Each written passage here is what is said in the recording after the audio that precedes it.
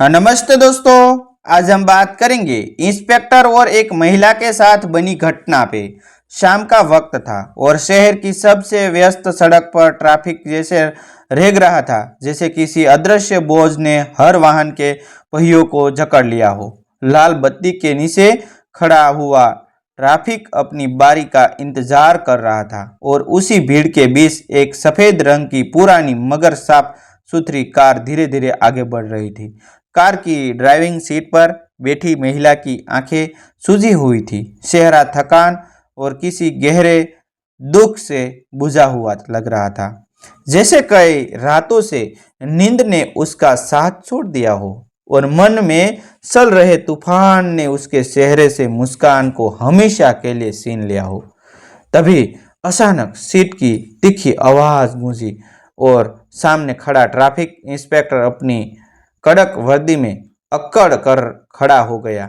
उसने हाथ उठाकर कार को साइड में लगाने का इशारा किया और उसकी आवाज में ऐसा रूखापन था जैसे वह इंसान से नहीं बल्कि किसी मशीन से बात कर रहा हो। ओए मैडम, गाड़ी साइड में लगाओ, रेड लाइट जंप की है। महिला ने बिना बहस के ये गाड़ी रोक दी, क्योंकि उसके भीतर बहस करने की ताकत नहीं बची थी।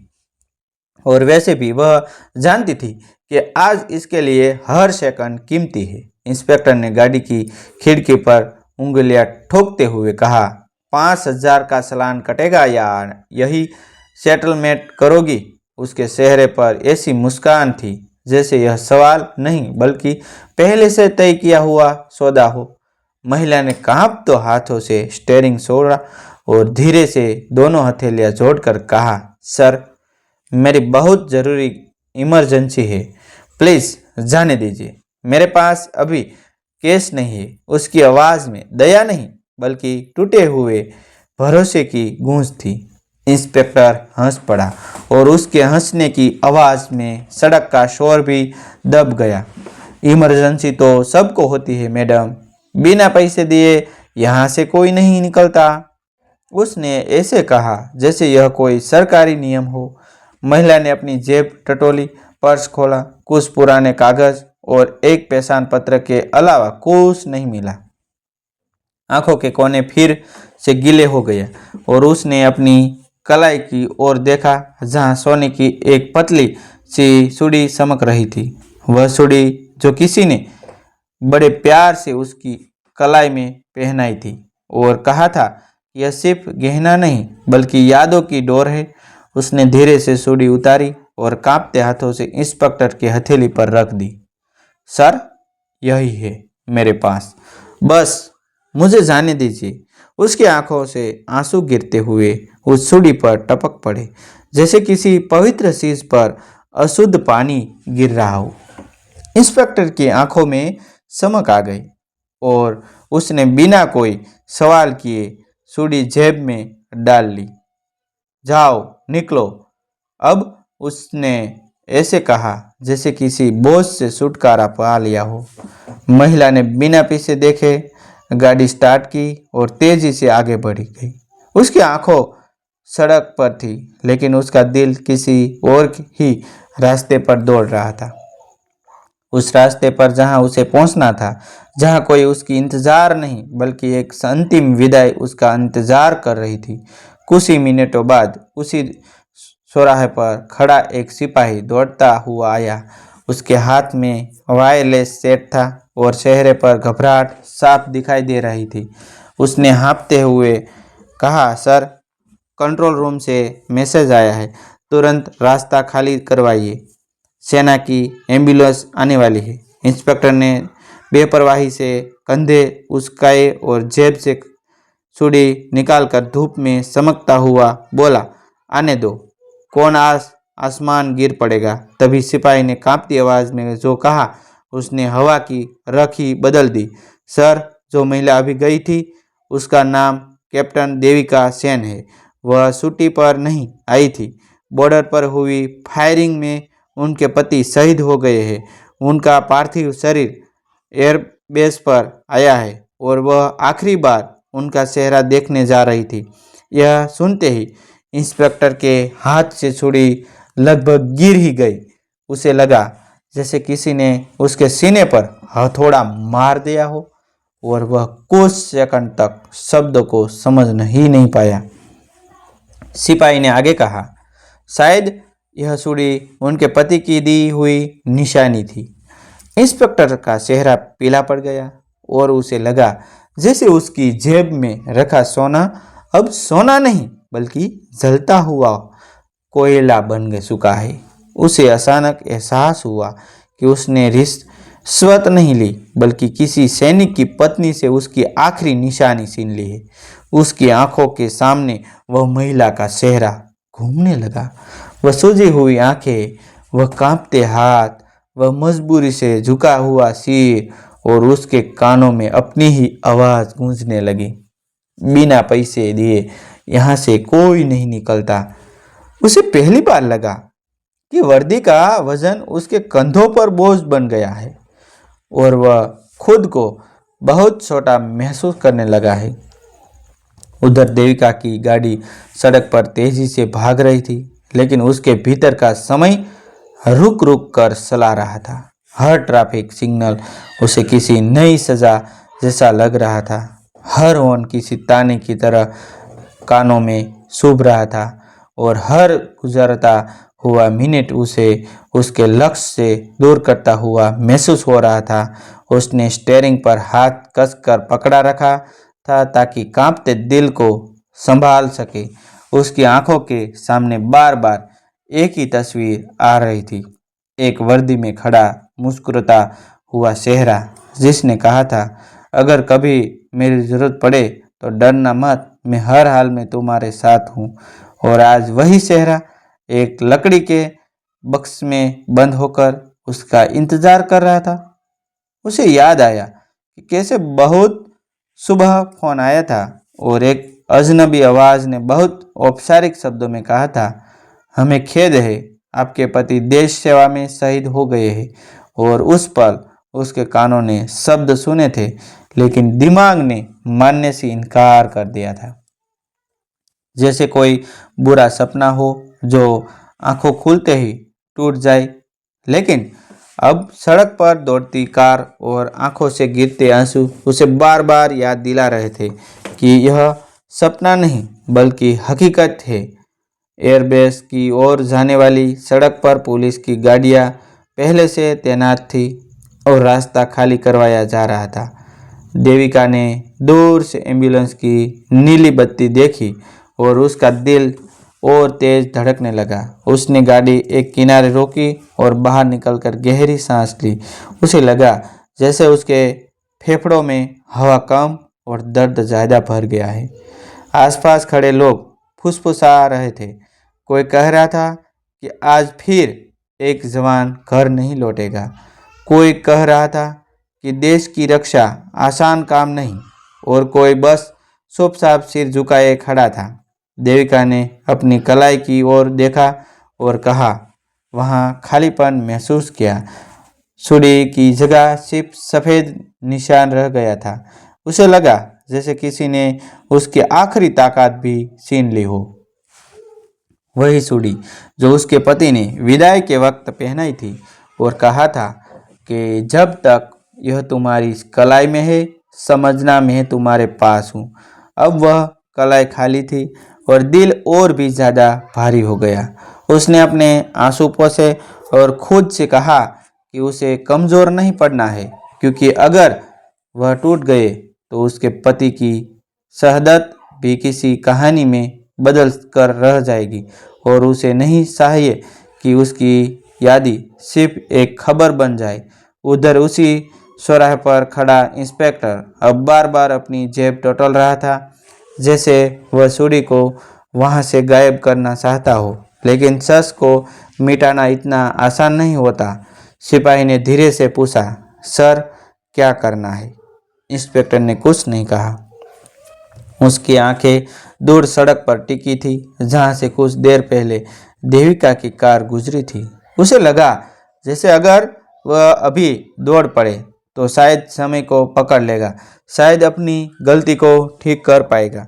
लेकिन उसके पैर जमीन में गड़े हुए थे और दिमाग में सिर्फ एक ही बात घूम रही थी कि उसने कानून का नहीं बल्कि इंसानियत का चालान काट दिया है।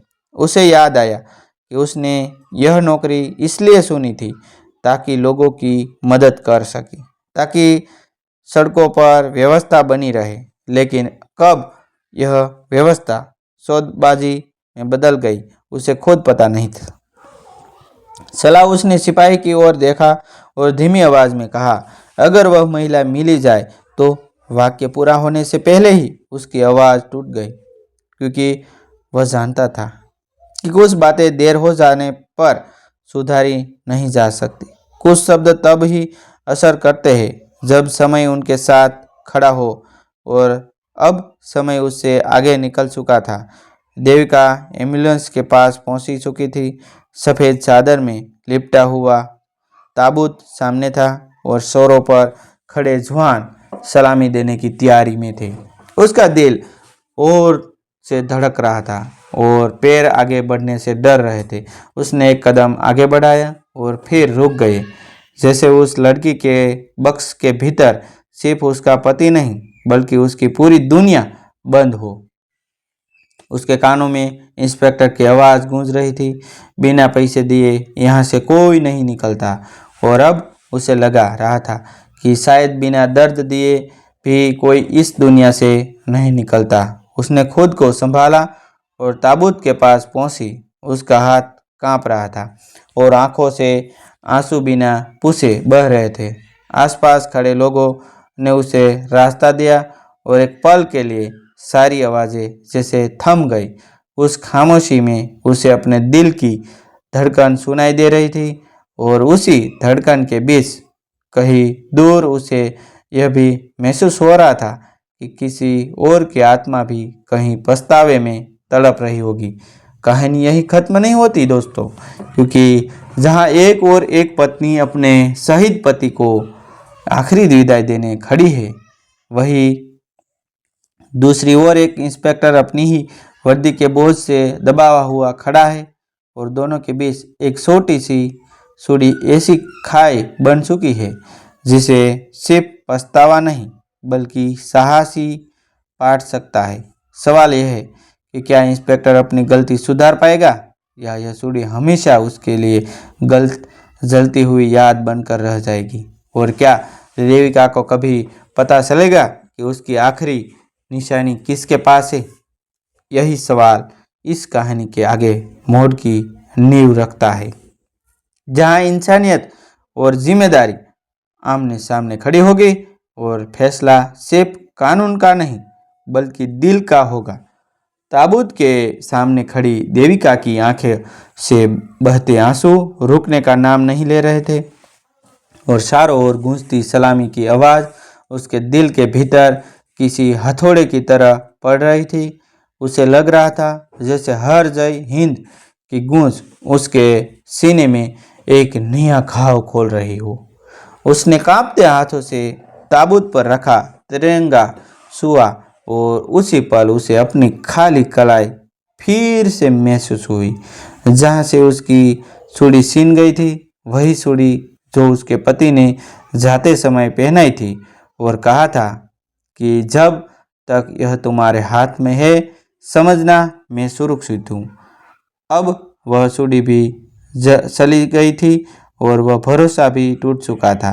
देविका के मन में अचानक एक टीस उठी कि शायद दुनिया में सबसे भारी कीमत वह चीज़ें चुकाती है जिनका कोई दाम नहीं होता, जैसे सम्मान, यादों और किसी का आखिरी सहारा। उधर उसी शहर की एक संस्कारी गली में खड़ा इंस्पेक्टर अमरदीप वर्दी में होते हुए भी खुद को बेहद नंगा महसूस कर रहा था।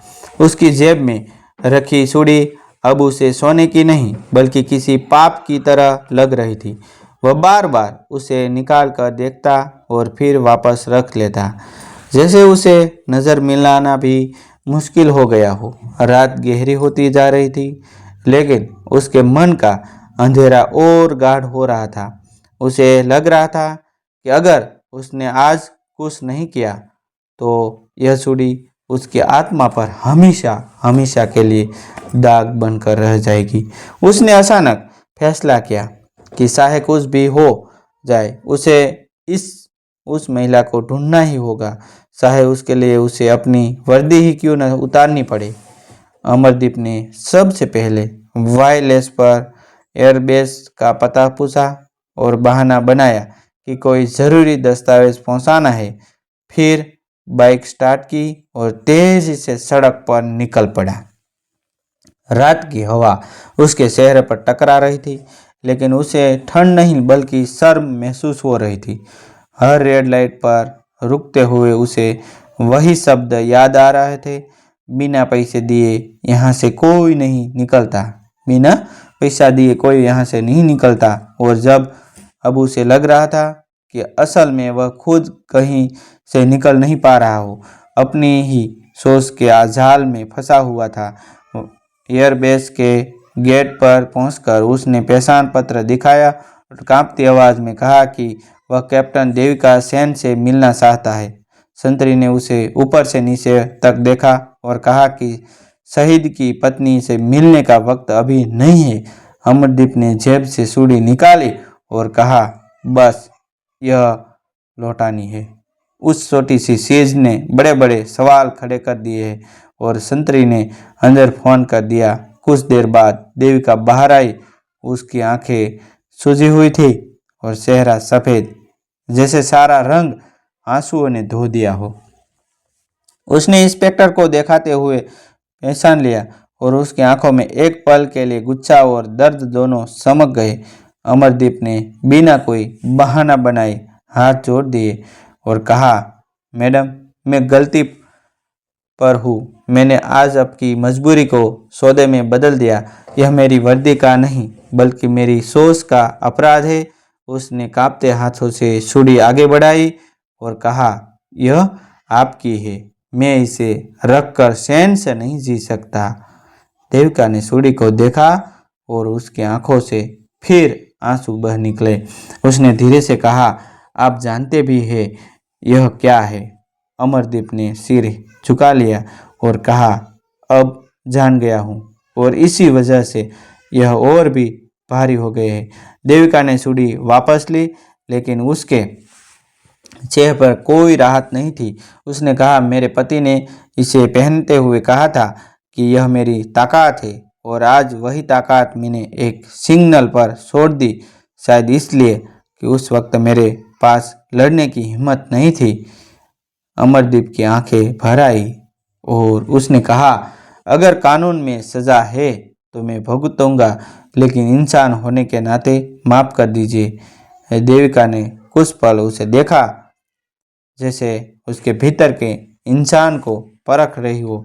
फिर उसने धीमी आवाज में कहा, माफ़ी आसान नहीं होती लेकिन जरूरी होती है, वरना दर्द और फैलता है। यह कहते हुए उसने चूड़ी अपनी कलाई में पहन ली और पहली बार उसके चेहरे पर एक हल्की सी मजबूरी भरी मुस्कान आई, जैसे उसने अपने पति की किसी याद को वापस पा लिया हो। अमरदीप वही खड़ा रहा। उसे लगा जैसे उसके सीने से कोई बड़ा पत्थर हट गया हो, लेकिन एक और बोझ जुड़ा हुआ गया, जिम्मेदारी का बोझ। उसने देविका को सलाम किया और कहा, आज के बाद मैं किसी मजबूरी की कीमत नहीं मांगूंगा। देविका ने कोई जवाब नहीं दिया, बस आसमान की ओर देखा और जहां एक तारा चमक रहा था और शायद किसी शहीदी की आंख बनकर धरती को देख रहा था। अगली सुबह उसी चौराहे पर अमरदीप फिर से ड्यूटी पर था, लेकिन इस बार उसकी आंखों सिर्फ सलान नहीं बल्कि चेहरे पड़ रही थी। किसी की घबराहट, किसी की जल्दबाजी और किसी की मजबूरी उसे अब साफ दिख रही थी। उसने पहली बार महसूस किया कि वर्दी का असली मतलब ताकत नहीं बल्कि जिम्मेदारी है। और कहीं दूर एक घर में देविका अपनी कलाई की छुरी को देखकर यह सोच रही थी कि उसका पति तो सल गया, लेकिन उसकी सीख किसी और की जिंदगी बदल गई। और शायद यही शहादत का सबसे बड़ा अर्थ है, फिर वह सिर्फ सीमा पर नहीं बल्कि दिलों में भी लड़ाई जीता लेती है। थैंक यू दोस्तों, मिलते हैं एक न्यू वीडियो के साथ, एक न्यू स्टोरी के। तब तक बनिए रहिए हमारे चैनल के साथ।